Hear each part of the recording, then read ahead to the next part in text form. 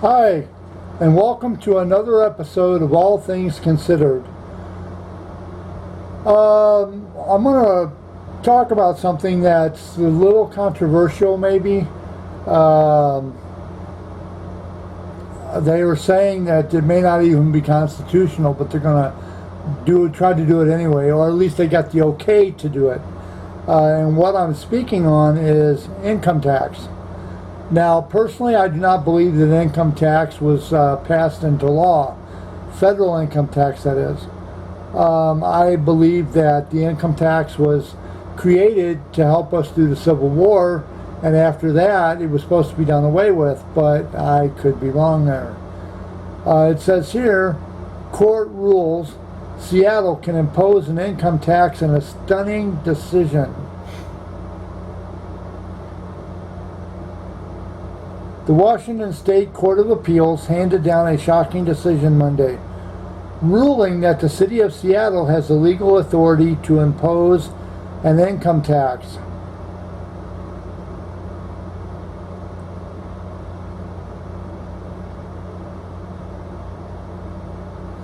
It says here, it was roughly 2 years ago when Seattle City Council unanimously passed an income tax on high earners. But the 2.25% tax on total income above $250,000 for individuals and $500,000 for married couples has yet to be imposed. Now, I don't know what the math is on that, but if you take 2.25%, which that seems kind of like not very much, if you take 2.25% of a dollar, you have roughly 90,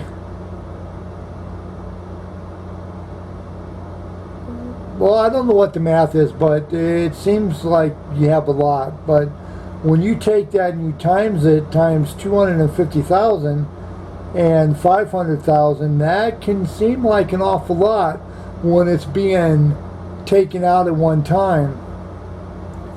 It says here a legal battle has ensued ever since over the fact that Washington is one of the few states that doesn't impose an income tax.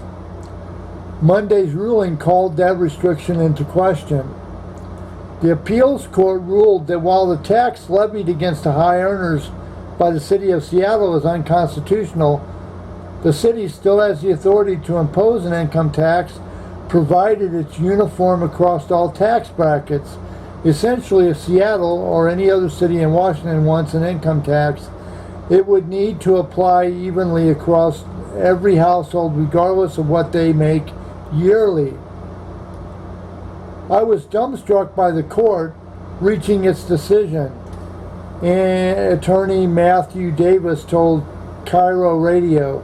Davis represents Michael Kunath, one of the plaintiffs in the case filed against Seattle's initial proposed income tax. The decision itself was not a surprise at all. How the court got to the decision was a big surprise, he added. Next, both Davis and the city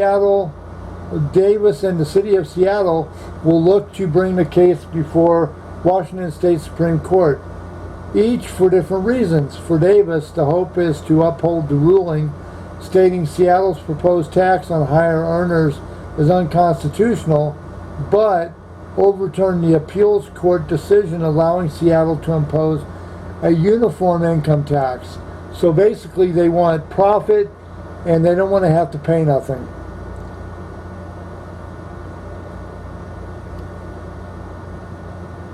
The city is looking for the opposite outcome, for the Supreme Court to overturn the ruling on the higher earner tax and uphold the uniform income tax decision. We're pleased that the court held the city had statutory authority to enact an income tax, the Seattle City Attorney's Office said in a written statement. The city has always recognized that ultimately the Washington State Supreme Court is the proper place to overturn the bad precedented holding An income tax is a state on property, as a tax. Well, no, it says here, the city has always recognized that ultimately the Washington State Supreme Court is the proper place to overturn the bad precedent holding an income tax is a tax on property. We intend to petition our Washington State Supreme Court for appeal. Now, my ideas on this is that if you decide to do an income tax, it needs to be uniform. You cannot income tax just the rich, but you have to do it on everybody, which means that the $15 an hour worker will have to pay 2.25% if that's what they choose to tax. I'm not really for sure if that is or isn't, but I think that it can do some good, maybe. I don't know. They're going to raise such a stink about it that the city's going to drop it. I know they are. Look at what happened with the head tax. Now here it says, in this other one,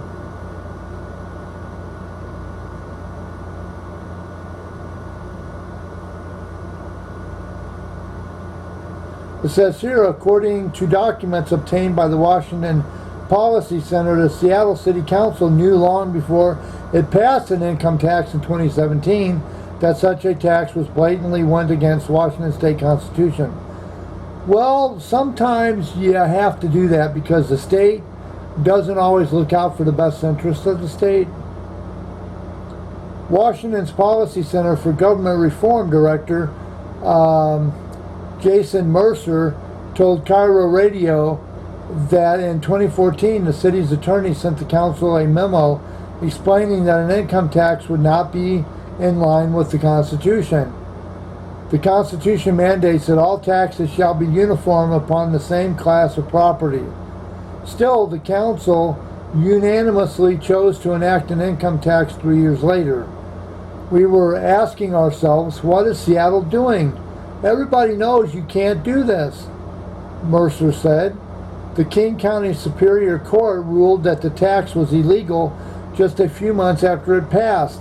The city of Seattle is now appealing this decision with the Washington State Supreme Court. WPC just now uncovered the 2014 memo after winning the right to obtain it in a lawsuit against the city. The Free Market think tank had previously filed a public records request with the city pertaining to the income tax passage, but was told that some documents needed to be redacted due to attorney-client privilege. However, the city shared the 2014 income tax memo with another think tank, one that advocated for an end to the statewide income tax ban, thus providing WPC with the basis for the lawsuit. In the settlement, the WPC also uncovered emails sent between Councilmember Sally Bagshaw from a private Gmail account and her husband, an attorney, discussing the legality of the income tax.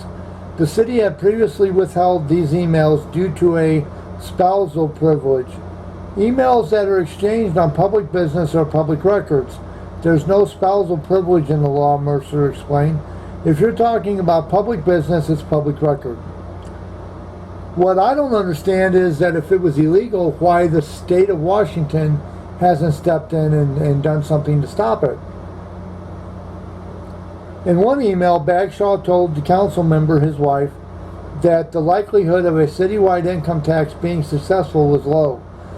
In my opinion, this tax will not survive a court challenge for two reasons. First, cities are prohibited by statute from enacting any tax on net income.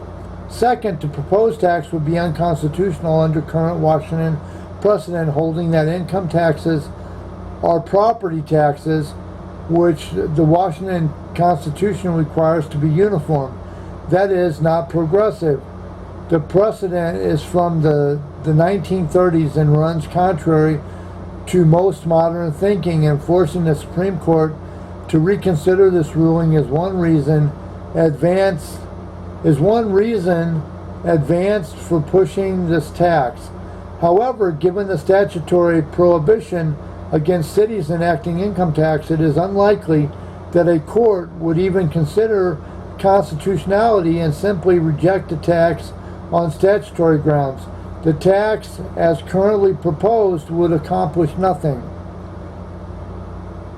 I wish she would follow his advice, Mercer commented wryly. Bradley Bagshaw further said that the income tax law would be changed not with a Supreme Court case, but with an amendment to the Constitution.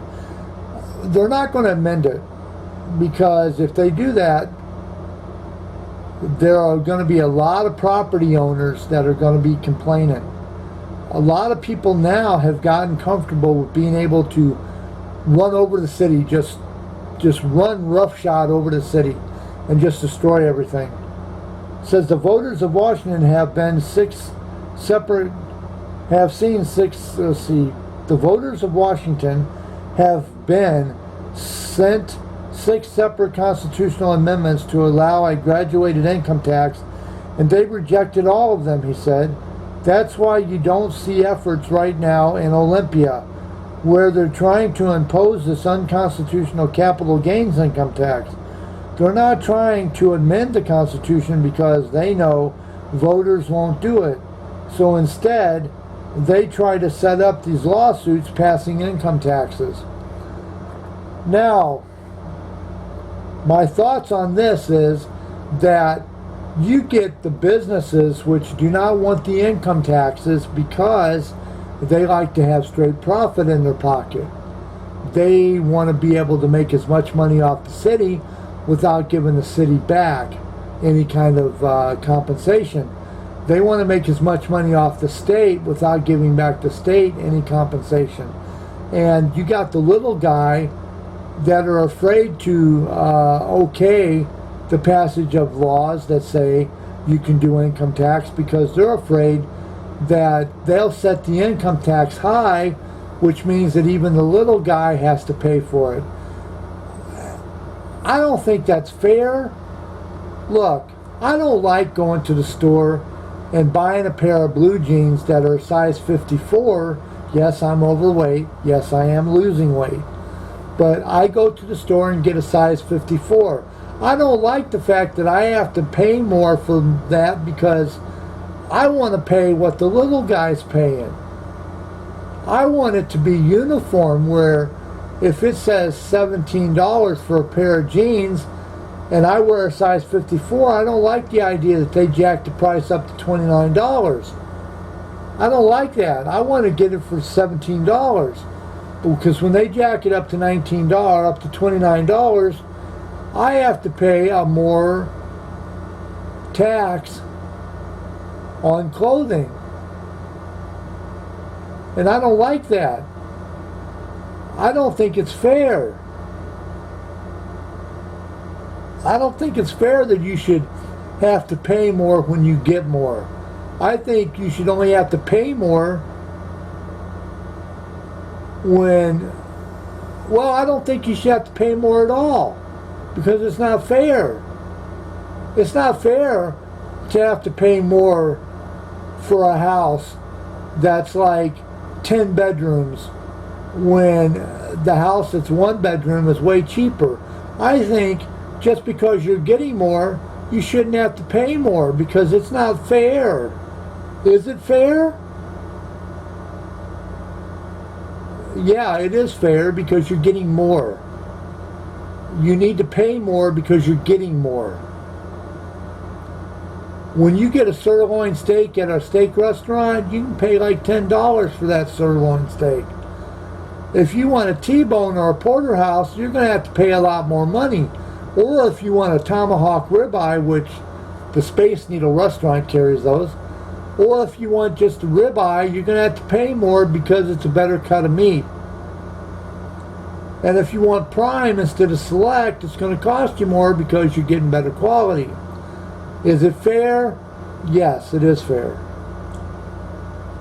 I'm going to end on that note. Like and subscribe. Put a comment in the bottom if you understand what I'm saying. If you are in favor of the income tax, put a comment saying you are. If you're not, put a comment saying you're not. Give me your thoughts on it, America. I'm curious to see what you think. Like and subscribe. You help me when you do that. I'm getting off the ground. I've got almost 90 videos up.